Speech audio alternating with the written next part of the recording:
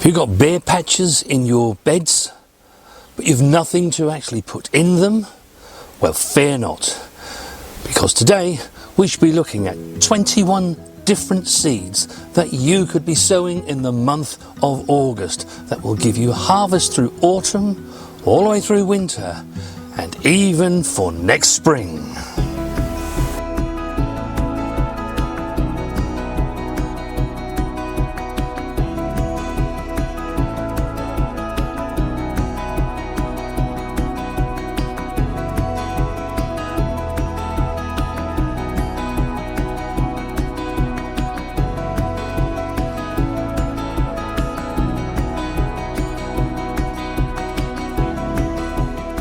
August is a turning point in the gardening year. Although many of our summer crops are still producing in abundance, now is the time to sow seeds that will continue those harvests right the way through autumn. Let's start with those quick maturing crops, ideal for replacing things like potatoes or onions after you've harvested them. I'm talking about things like rocket, claytonia, turnips, and salad onions. Now with rocket, I find it best to actually direct sow that into the plots. And if you're still waiting for something to harvest, you can always intersow between those vegetables. With claytonia, I actually do sow those into modules and then transplant them out into the plots. With turnips, I like to multi-sow those. We sow a variety called Tokyo Cross, and I aim for 4 or 5 seeds per cell, and then they all get transplanted out together as one clump. All we need to do is to twist the largest ones from the clump, therefore giving you many harvests. It's the same thing with salad onions. I aim for 8 to 9 seeds in the cell, and then the whole clump is transplanted out together. And I should be sowing the variety Guardsman this time. That's because these onions will take 8 to 12 weeks to give us a harvest. So that's going to be sometime towards the end of October into November and December harvest. Guardsman is a hardy salad onion. Next we shall turn our attention to the leafy greens, and they include pak choi, tatsoi, spinach, mustards and spring cabbages. Now with things like pak choi and tatsoi, I tend to sow these, transplant them, and then I like to use the leaves. I pick the outer leaves and use them like that. You can of course let them make a nice small heart and then use the whole vegetable, but in this way I find that you get a longer harvesting period. With mustards, you can just simply direct sow those into your drill. For spinach, I multi-sow those. I put 2 to 3 seeds in a cell, and then that clump gets transplanted out all together. In this way you get much more of a harvest because there's 2 or 3 plants growing in the same position, and you don't need too many plants before you've got quite a lot of spinach leaves that you can mix in with your salads. And I have to say, it's my favourite time to actually sow and grow spinach because you can get the maximum amount of harvest time out of it. When it's sown now, it will start to harvest sometime in the autumn, probably October from a sowing now, and you'll get small harvests all the way up until Christmas. And then it comes back with a vengeance in February when the light levels begin to rise and also the temperatures begin to rise, and it will continue its harvest all the way up until June of next year then, until it wants to rise to flower.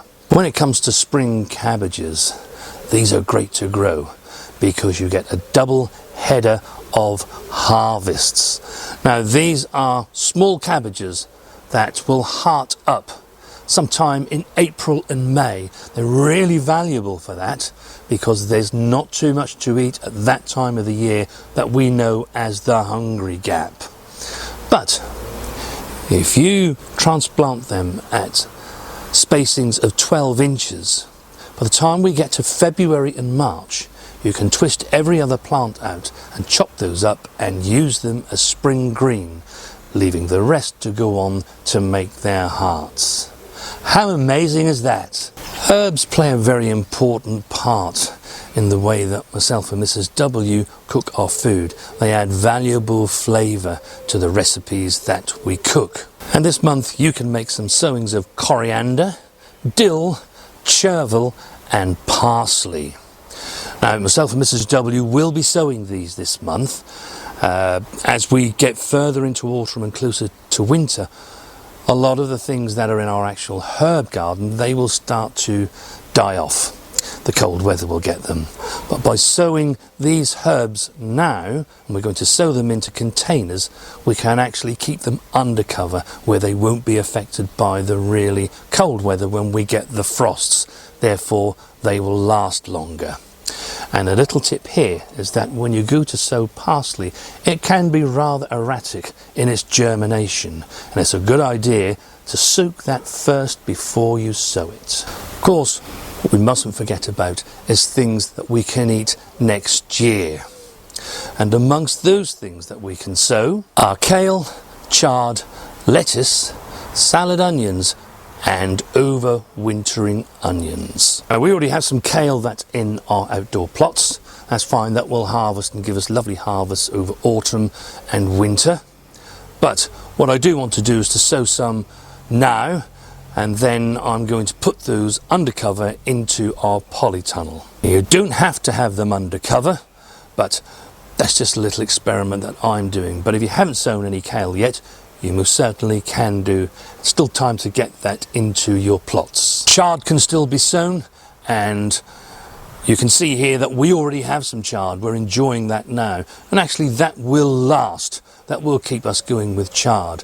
You can see I've sown it in a container. The idea of that is that when the colder weather does arrive, I can move that container undercover, either in the poly or in the greenhouse. But if you didn't sow it when we sowed ours, then there's still time to sow it now in August. When it comes to lettuce for the second half of the year, we favour varieties like Winter Density and Arctic King.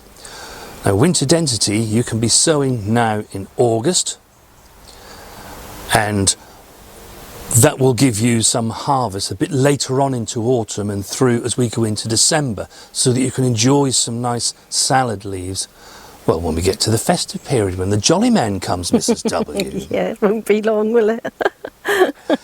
And then, in about a month's time, toward the end of September, I'll make a second sowing of Winter Density, and those plants will grow and overwinter, and they will give us harvests in spring.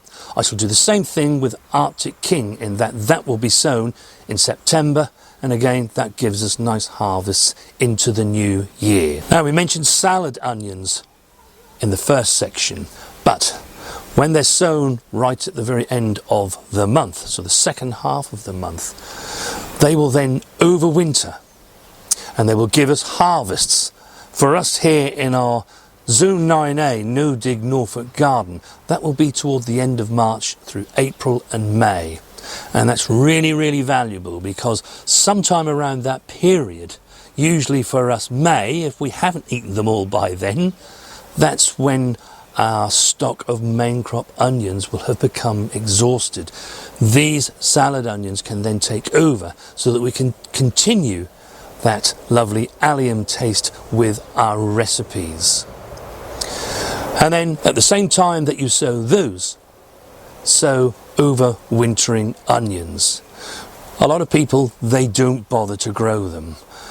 In some cases they won't grow them because perhaps they've got large plots, a much bigger space than we've got, and perhaps they can grow enough main crop onions that will store and keep all the way until June, and the gap isn't so big between then and when the next onions become ready. But for us, we can't do that. By growing overwintering onions, they give their harvest toward the end of May and June. So once we've finished the salad onions, we then move on to the overwintering onions, and all of that is a lovely neat little bridge that ties our allium flavours in between when our stored onions are exhausted and the new main crop onions become ready. So in that regard, I regard them as a really valuable crop to grow. Now, since we've had the polytunnel, I actually grow them in the polytunnel. But for years before that, had great success in growing them outside. The only thing I would say is that by the time we get to sort of the end of the year, or earlier if it's been a particularly wet beginning to winter, just put a cover over them. I don't use fleece on this occasion, I use mesh. Now this initially is to create a little microclimate so that they're not getting too wet and they won't rot in the plots. But the allium leaf miner will arrive sometime in March.